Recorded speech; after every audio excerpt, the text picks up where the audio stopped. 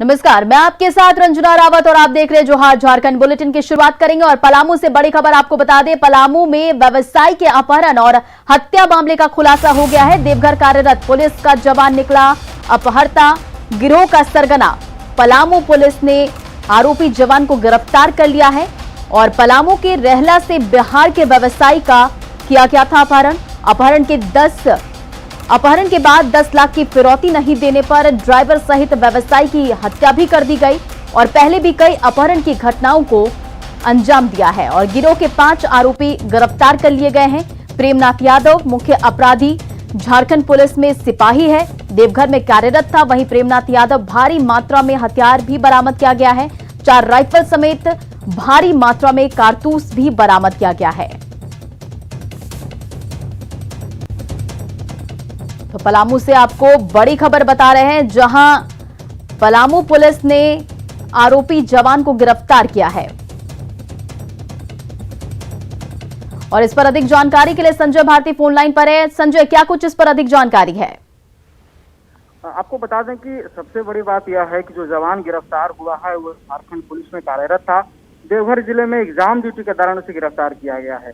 यही कारण है कि पुलिस लगातार मई के बाद ही इस मामले की छानबीन कर रही थी, मगर जो शातिर अपराधी था उसे पुलिस के छानबीन करने का पूरा तरीका मालूम था, क्योंकि पहले भी वो देवघर में पुलिस पर कार्यरत था, सिपाही के पद पर। इसका बहुत बड़ा फायदा उसे होता था और हमेशा बच जा रहा था, मगर पुलिस ने इस बार जो है इन्वेस्टिगेशन में उसे ट्रैक कर लिया और यही कारण है कि देवघर जाकर जब वो एग्जाम ड्यूटी दे रहा था उसी वक्त गिरफ्तार किया। हालांकि वो जानकारी अभी सामने आ रही है कि यह बहुत बड़ी घटना थी और डीजीपी से लेकर गवर्नर तक लगातार पलामू पुलिस पर प्रेशर बनाए हुए थे कि इस पूरे गैंग का पर्दाफाश किया जाए। तो पुलिस ने गिरफ्तार कर लिया है प्रेमनाथ यादव को, जो मुख्य अपराधी है, और उसके साथ 5 अन्य आरोपी भी गिरफ्तार किए गए हैं और भारी मात्रा में आपको बता दें कि हथियार और जो कारतूस है वो भी बरामद किया गया है। जी संजय, इन तमाम जानकारियों के लिए शुक्रिया।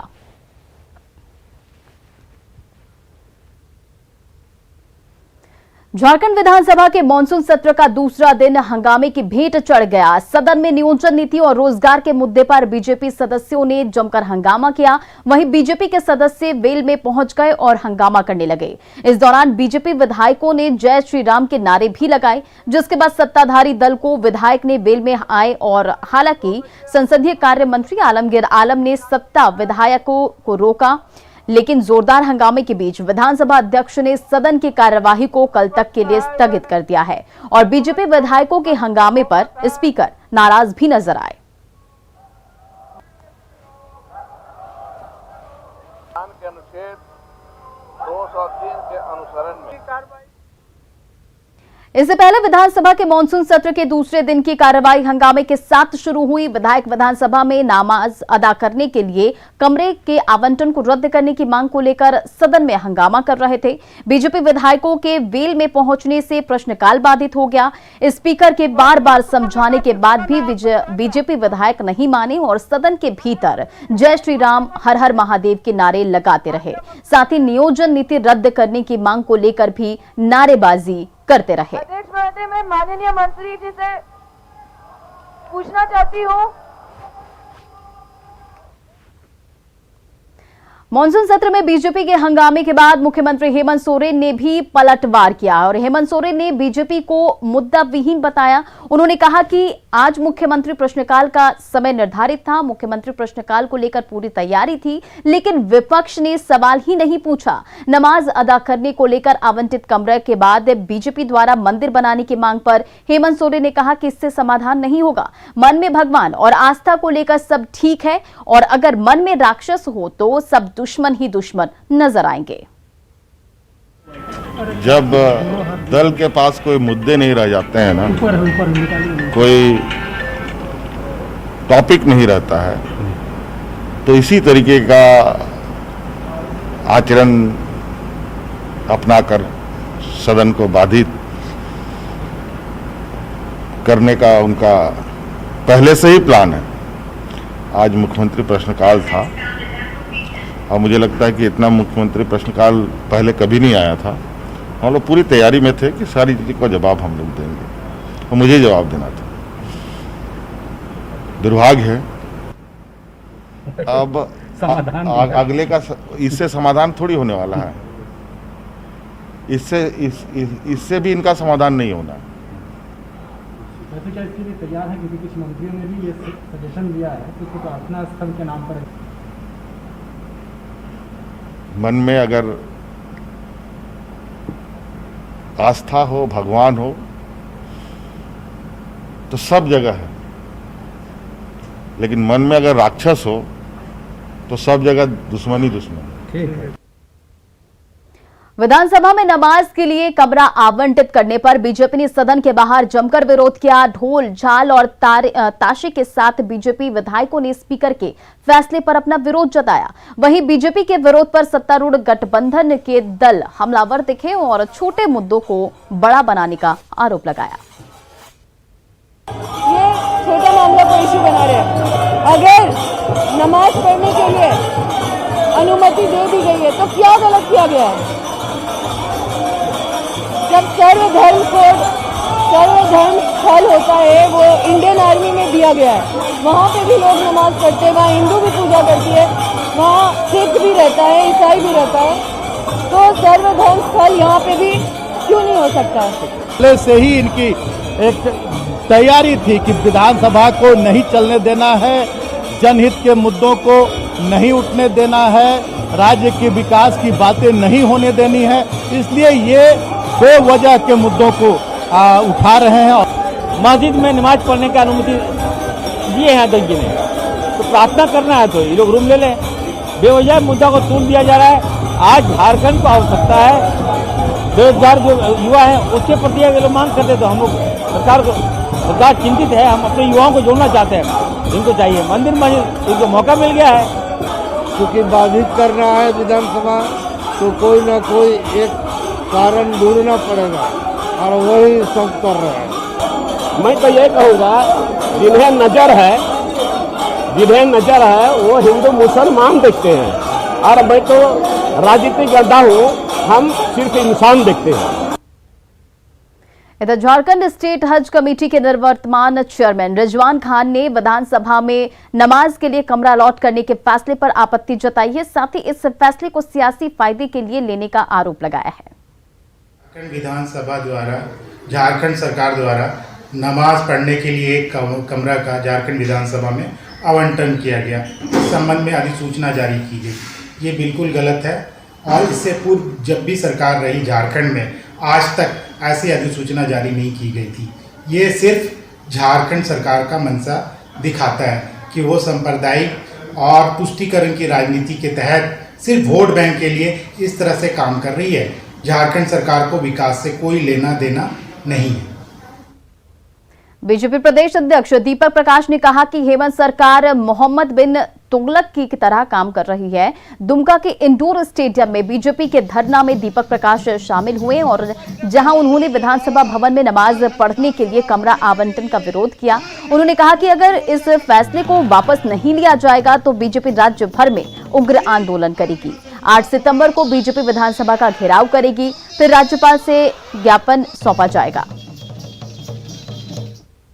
नमाज अदा करने के लिए एक कक्ष का आवंटन किया गया है, उसको वापस ले अथवा सभी धर्म और सभी पंथों के लिए एक एक कक्षा उसमें आवंटन करें। राज्य की सरकार हर मोर्चे पर विफल है, इसीलिए इस प्रकार के निर्णय करा करके जनता को दिग्भ्रमित करने का काम राज्य की सरकार के इशारे पर हो रहा है। चाहे वो कानून व्यवस्था हो, विकास हो, चाहे सड़कों की हालत की बात की जाए, बिजली की बात की जाए, शिक्षा की बात की जाए, चिकित्सा की बात की जाए, हर मोर्चे पर विफल सरकार।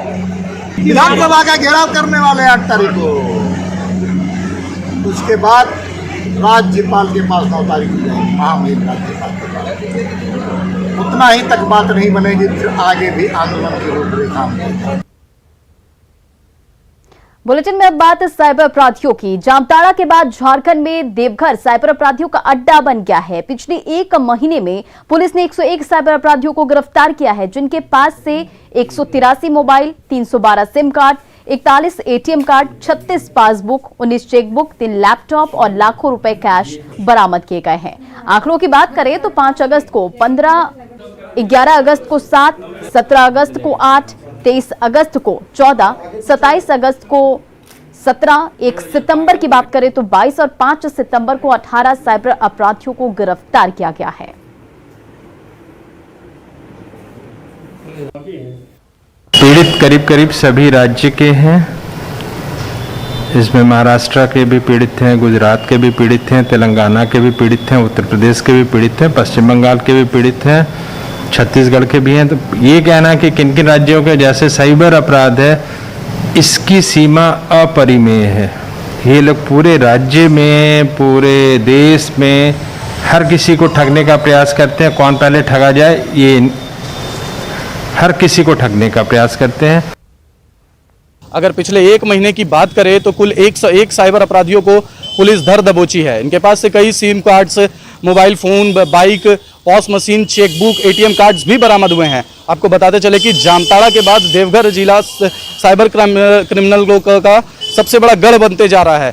यहाँ से सिर्फ देवघर जिला ही नहीं, देश के अलग अलग राज्यों में, महाराष्ट्र, गुजरात, तेलंगाना और भी बड़े बड़े राज्यों में साइबर ठगी का मामला दर्ज होता है, जिसके बाद पुलिस कार्रवाई करते हुए इन सभी साइबर अपराधियों को पकड़ने का काम कर रही है। इसके साथ साथ देवघर पुलिस के द्वारा बताया जा रहा है कि ये अभियान निरंतर जारी रहेगा और साइबर क्रिमिनलों को पकड़कर उन्हें जेल भेजने का काम निरंतर जारी रहेगा।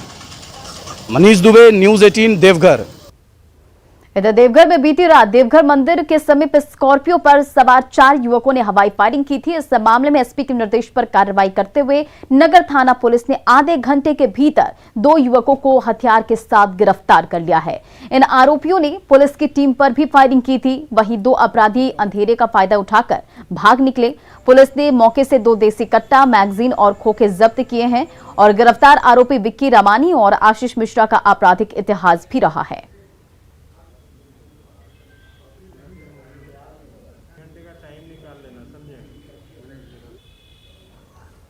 किए गए हैं और ये दोनों कुख्यात अपराधी हैं। ये पूरा का पूरा वाकया कल 5 तारीख का है, जब इन लोगों के द्वारा ये कहा जाए कि सीरियली ये लोग शाम 5-7 बजे से स्टार्ट किए। पहले इन लोगों ने बिलासी में, फिर सरिता होटल के सामने, फिर पेड़ा गली तिमुहाने पे, हर जगह दहशत फैलाने के लिए इन लोगों ने फायरिंग की।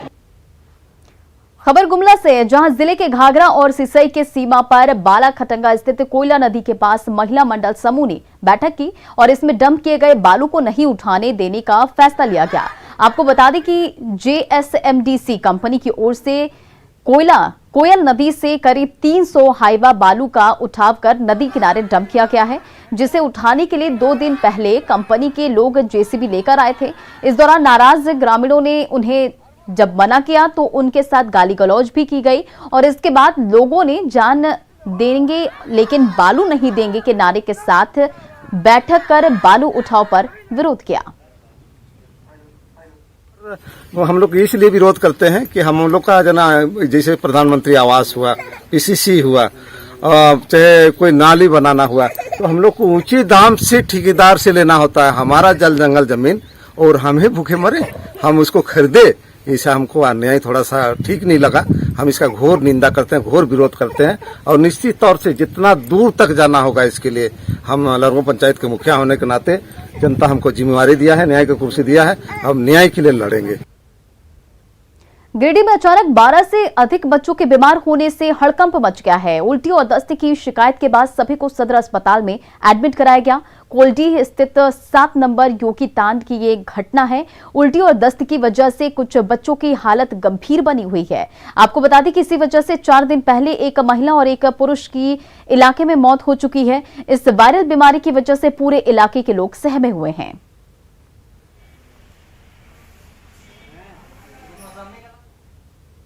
साल 2002 में झारखंड के तत्कालीन कल्याण मंत्री अर्जुन मुंडा ने बोकारो के बेलडीह में आदिवासी आवासीय माध्यमिक विद्यालय में हॉस्टल निर्माण का आश्वासन दिया था, लेकिन 19 साल बीतने के बाद अब तक यहाँ हॉस्टल नहीं बन सका है और इस स्कूल के जरिए आदिवासी छात्र छात्राओं को शिक्षा दी जाती है। आदिवासी समाज ने ही स्कूल के लिए 3.5 एकड़ जमीन दान की थी, जिसके बाद 2007 में इसकी स्थापना की अनुमति मिली। अभी अर्जुन मुंडा केंद्रीय मंत्री है, ऐसे में लोगों ने उनसे स्कूल पर ध्यान देने की अपील की है ताकि इससे आदर्श विद्यालय बनाया जा सके।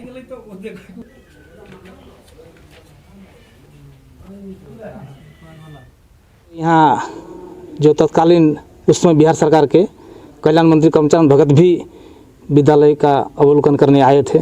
उसके बाद झारखंड अलग होने के बाद हमारे माननीय तत्कालीन कल्याण मंत्री अर्जुन मुंडा जी भी आए थे और उन्होंने तो यहाँ तक के लिए भी घोषणा की थी कि आदिवासी बच्चों के विकास के लिए यहाँ छात्रावास होना जरूरी है। उन्होंने छात्रावास का भी घोषणा की, लेकिन कुछ तो अभी तक तो हो नहीं पाया। उनको हम यही कहना चाहते हैं ग्रामीण के तरफ से कि जो उसने घोषणा किए थे थोड़ा सा उस पर भी ध्यान दें ताकि हमारे विद्यालय का जो नामकरण हुआ वो सफल हो जाए और हमारे क्षेत्रों के बच्चों को पठन पाठन में कोई दिक्कत न हो। शिक्षा, सड़क और स्वास्थ्य यही व्यवस्था होनी चाहिए, लेकिन यहाँ कोई भी व्यवस्था नहीं है। सरकार से क्या उम्मीद किया जा सकता है? केवल विकास सुनना है, पेपर में पढ़ना है, न्यूज में देखना है, यही व्यवस्था है। पूर्वी सिंहभूम के बहरागोड़ा में शहीद गणेश हांसदा के परिजनों को अब तक सरकार वादे का पूरा होने का इंतजार है। गलवान घाटी में गणेश हांसदा शहीद हो गए थे और परिवार वालों ने अपने खर्च पर शहीद स्मृति गार्डन बनाया, लेकिन सरकार की ओर से शहीद के परिवार के एक सदस्य को सरकारी नौकरी, पेट्रोल पंप समेत कई वादे किए गए थे, लेकिन 1 साल बाद भी ये वादे पूरे नहीं हुए। बोलता है नौकरी देंगे, 5 एकड़ जमीन देंगे, इसको नाम से पेट्रोल पंप देंगे, कोई तुम चिंता नहीं करना, इसको तो बोल दिया था।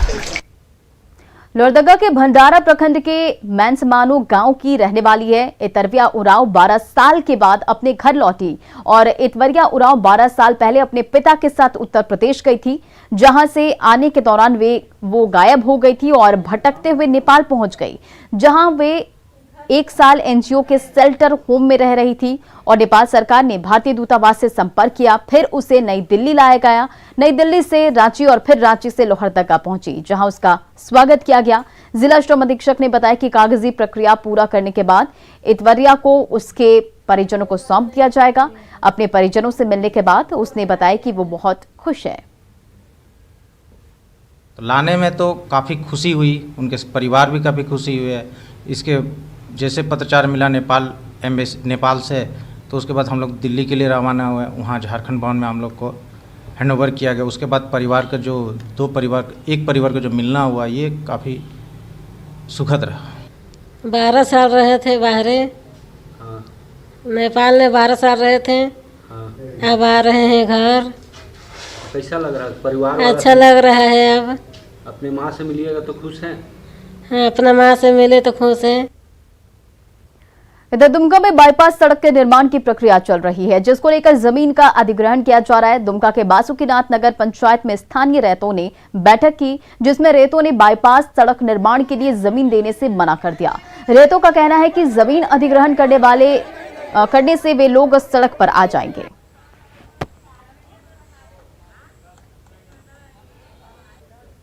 जगह जमीन कुछ नहीं छे। हाँ, आरो यहाँ रोड बने रहे जमरा से एक बच्चा कच्चा छे एकदम पूरा। हमरा बच्चा से की खाते हैं, वो नहीं होना चाहिए। इधर सरधिया में, बेलगुमा में, लबाडी में यहाँ जगह जमीन हमरा से नहीं चाहिए। 1 दूर के खेत बाड़ी से, लेकिन हमरा से जगह जमीन नहीं देवो। जहाँ पर है सरकार जी वहाँ ले ले। हाँ, रोड यहाँ बनल नहीं देवो। राज्य में चानो के सिलागाई में प्रस्तावित एकलव्य विद्यालय के विरोध के बीच ग्रामीणों ने डीसी से मुलाकात की और एकलव्य विद्यालय बनाने के समर्थन में ज्ञापन सौंपा। साथ ही जल्द से जल्द एकलव्य विद्यालय का निर्माण कार्य पूरा करने की मांग की और ग्रामीणों ने कहा कि बाहरी लोग स्कूल का विरोध कर रहे हैं, पूरे मामले की जांच कर कार्रवाई भी की जाएगी। सिलागाई में जो एकलव्य विद्यालय बन रहा है, उसमें प्रखंड से बाहर के आके आतंकवादी तत्व जो तोड़ या विरोध प्रदर्शन कर रहे हैं और कह रहे हैं कि सब आदिवासी सबको मिले हुए हैं, ऐसी बात नहीं है। ये सारा बात गलत है। हमारे साथ उपायुक्त से मुलाकात इसलिए भी हुई है कि सारे मुखिया, प्रखंड प्रमुख, एक मुखिया को छोड़कर सारे मुखिया यहाँ आए हुए हैं और हमारे प्रखंड के प्रमुख भी यहाँ हैं और सिलगाय के सारे लोग भी हैं। सबका एक मनसा है, मिल के बता रहे हैं कि हम लोग सहमति है। हम लोगों ने गिरिडीह के गावा प्रखंड में बालू का अवैध उत्खनन धड़ल्ले से जारी है। यहाँ हर दिन सैकड़ों ट्रक बालू बिहार भेजा जा रहा है और यहाँ बालू माफिया इतना बेखौफ हो चुके हैं कि उसे प्रशासन की भी किसी कार्रवाई से डर तक नहीं दिखता। रात के अंधेरे में हर रोज गिरिडीह के गावा प्रखंड से सैकड़ों ट्रक बालू बिहार सप्लाई की जा रही है।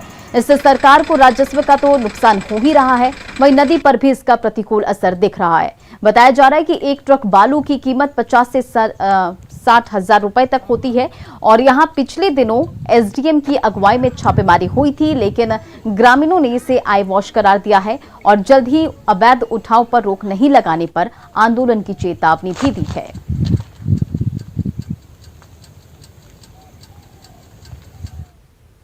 के नाक के नीचे से उठ रहा है और जनप्रतिनिधि जो लोग हैं उनके नाक से नीचे से उठ रहा है और हम लोग कुछ भी ग्रामीण लोग अगर किसी के पास ये मैसेज पहुंचाना चाह रहे हैं तो उन लोग कोई भी ध्यान नहीं दे रहे हैं।